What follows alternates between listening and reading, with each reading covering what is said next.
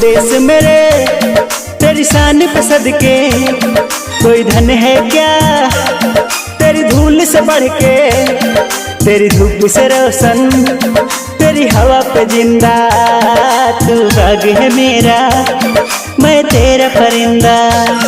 है अर्ज़ दीवाने की जहाँ भोर सुहानी देखी, एक रोज वही मेरी शाम हो।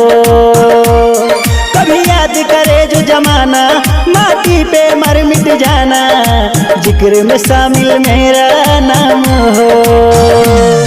ओ देश मेरे तेरी शान पे सदके, कोई धन है क्या तेरी धूल से बढ़ के, तेरी धूप से रोशन तेरी हवा पे जिंदा, तू बाग है मेरा।